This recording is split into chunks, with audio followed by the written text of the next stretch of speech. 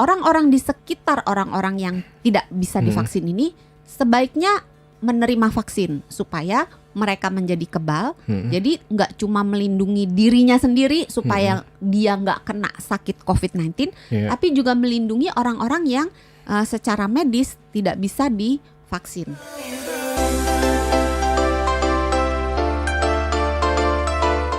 Masih ada Anton dan saya Anto di acara Health Corner dan tentunya Dr. Santi dari Medical Center Kompas Gramedia. Kita masih bicara mengenai serba-serbi vaksin COVID-19.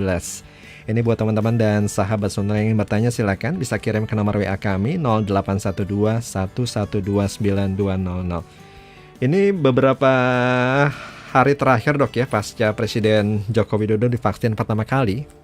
Vaksin COVID-19 ini banyak sekali ya beredar di sosial media mengenai siapa saja sih yang boleh divaksin COVID-19 ini? Siapa saja dok sebenarnya? Sebenarnya pada dasarnya itu sesuai dengan keputusan pemerintah, yang divaksin itu adalah orang-orang yang sehat, yang berusia cukup, dia 8 berapa tadi?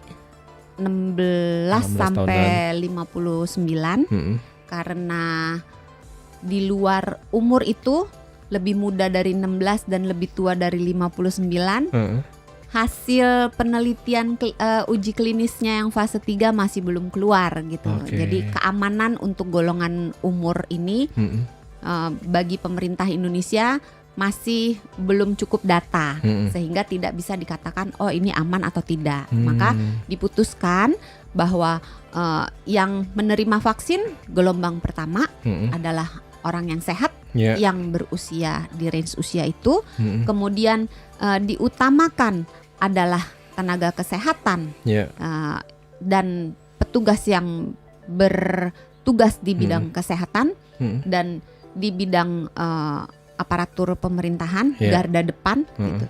Dan yang tidak mempunyai banyak penyakit yang sifatnya akut atau mungkin yang sifatnya kronis tapi sedang akut. Jadi misalnya dia punya penyakit hipertensi tapi ketika mau divaksin tensinya lagi naik. Mungkin tensinya di atas 140, yang bawah di atas 90. Nah, kalau kayak gitu ditunda dulu gitu. Atau dan orang-orang yang belum pernah terkonfirmasi COVID, menderita COVID. Jadi orang-orang seperti itu diutamakan. Dan untuk yang lain-lainnya menunggu setelah batch yang ini selesai. Bukan berarti nggak boleh sambil menunggu datanya keluar. Nanti akan karena target akhirnya itu sebanyak-banyaknya orang yang bisa divaksin itu divaksin. Tujuannya adalah karena dalam sebuah populasi, dalam sebuah kelompok masyarakat, itu tidak semua orang bisa divaksin. Jadi orang yang sangat buruk keadaan tubuhnya, atau bayi yang sangat kecil, orang-orang yang punya kontraindikasi untuk divaksin, mereka-mereka ini tidak bisa menerima vaksin sehingga potensinya tertular penyakit COVID-19 ini besar. Maka orang-orang di sekitar orang-orang yang tidak bisa divaksin ini sebaiknya menerima vaksin supaya mereka menjadi kebal. Jadi nggak cuma melindungi dirinya sendiri supaya dia nggak kena sakit COVID-19, tapi juga melindungi orang-orang yang secara medis tidak bisa divaksin. Ini berarti kalau udah selesai yang fase 3, mereka katakanlah punya penyakit komorbid itu, kemudian di bawah usia 16 tahun, di atas usia 59 tahun boleh divaksin? Dilihat dulu datanya kan belum keluar. Kalau seandainya datanya sudah keluar mengatakan oh ini aman gitu, boleh. Tapi memang di luar negeri banyak sekali negara-negara yang mengambil pendekatan yang berbeda dengan negara kita. Jadi tempat-tempat karena ini kan kebijakan tergantung bagaimana situasi di negara tersebut, bagaimana infrastruktur di negara tersebut, bagaimana angka kejadian, dan banyak pertimbangan-pertimbangan baik politis, ekonomis, dan kesehatan yang perlu diambil, yang perlu dipikirkan sehingga menghasilkan sebuah kebijakan yang berbeda-beda antar negara gitu. Tapi banyak negara memang yang mengutamakan orang-orang yang punya penyakit komorbid dan orang-orang yang berumur di atas 60 tahun. Tapi tiap negara punya kebijakan yang berbeda-beda. Iya, karena saya penasaran dok, ini alasan secara medisnya apa? Mereka yang punya penyakit komorbid ini malah divaksinnya tuh belakangan. Karena kan seharusnya mereka yang sangat rentan ya, sangat rentan tertular.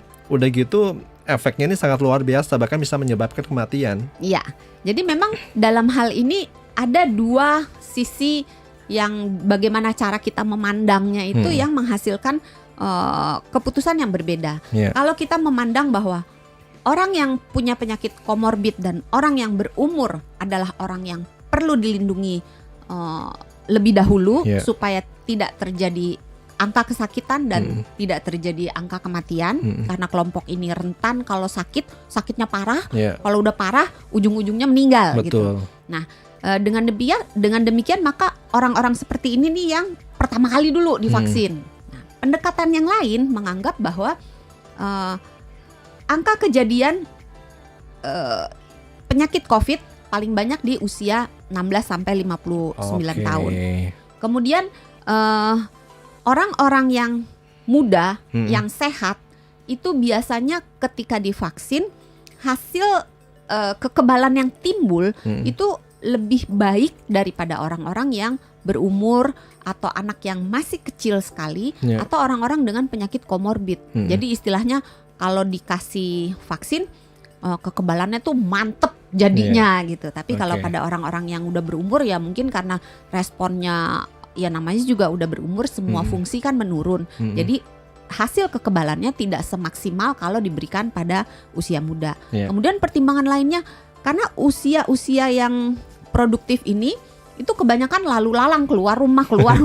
Jadi keluar masuk aktivitasnya lebih tinggi dibandingkan dengan orang-orang yang berusia di atas 60, 70 gitu. Kebanyakan kalau di negara kita kan udah diem di rumah. Betul. Nah, terus pertimbangan-pertimbangan lainnya masih banyak yang dipikirkan oleh pemerintah kita, memang ya hasilnya unik sendiri sih kita mengambil kebijakannya. Termasuk ini dokter, mereka yang sudah terkena alias positif COVID-19 tidak usah divaksin. Nah, khusus ini sebetulnya kata-kata tidak usah divaksin ini agak kurang tepat ya. Sebenarnya boleh divaksin, tetapi bukan menjadi prioritas. Karena orang-orang yang sudah pernah kena COVID-19 dianggap dia udah punya kekebalan tubuh, walaupun sampai saat ini kekebalan terhadap COVID-19 yang dihasilkan dari sakit beneran gitu, bukan dari vaksinasi, itu nggak tahu tuh bertahannya berapa lama. Tapi banyak yang mengatakan dalam 90 hari pertama sejak dia selesai sembuh COVID itu tuh kekebalannya ada. Ada yang bilang sampai 6 bulan, ada yang bilang sampai 7 bulan. Ini sampai sekarang kita masih butuh data, butuh penelitian untuk tahu kekebalan alami sesudah kena sakit COVID itu bertahannya berapa lama. Terus apakah setiap orang yang sakit tuh pasti dapat kekebalan? Kekebalannya itu tergantung parah atau ringannya sakitnya. Kalau misalnya dia cuma ringan, kekebalannya kuat nggak gitu. Nah itu semua harus dikumpulkan dulu datanya. Jadi karena dianggap dia sudah punya kekebalan, maka urutannya mundur belakangan dulu deh. Belakangan, bukan berarti nggak boleh. Orang-orang yang sudah terkonfirmasi COVID-19, bila jatah vaksinnya masih banyak, atau mungkin kalau kemudian hari dibuka jalur vaksin mandiri gitu ya, pengen vaksin, boleh. Malah dianjurkan menurut CDC itu dianjurkan kalau vaksinnya cukup. Masalahnya nih kan vaksinnya jumlahnya sedikit, orangnya banyak. Dan harus 2 kali. Kelipatan 2 kali ya. Iya, harus bayangin 2 kali. Kita tuh populasinya bisa 200 juta lebih loh. 270 lebih. 270 bayangin. 270 kali 2 ya. Belum kalau yang vaksinnya pecah. Itu dia. Belum yang nanti kesenggol jatuh gitu. Belum kalau lupa masuk ini ya, pendingin. Aduh. Belum yang cacat pabrik. Jadi itu semua tuh harus dilebihkan sekitar 15%. Makanya ya teman-teman dan sahabat Sonora ya, anggaran kita tuh habis buat itu. Jadi mulai sekarang prokes ya dok ya, biar jumlah yang tertular ini tidak semakin bertambah. Iya, karena walaupun gratis nih, sebenarnya kita gimana ya ngomongnya, kan semua biaya perawatan COVID-19 ditanggung negara. Betul. Sebenarnya yang bayar kita juga loh. Iya, kita dari bayar pajak pakai pajak kita. kita gitu. Dan kalau uangnya habis dipakai buat anggaran kesehatan, lah nanti untuk pendidikannya bagaimana gitu. Betul. Jadi ayo kita berhemat anggaran dengan cara prokes, Siap. 3M-nya yang main. Kita break kembali dokter. Yo. Nanti kita sambung lagi, tetap bersama kami di acara Health Corner. Setelah melakukan vaksinasi, itu tidak berarti tubuh ini secara ajaib kemudian punya tameng kebal terhadap segala serangan virus COVID-19, penyebab COVID-19 gitu ya. Itu tidak benar. Okay. Karena kekebalan yang terbentuk melalui proses vaksinasi itu tentunya membutuhkan waktu.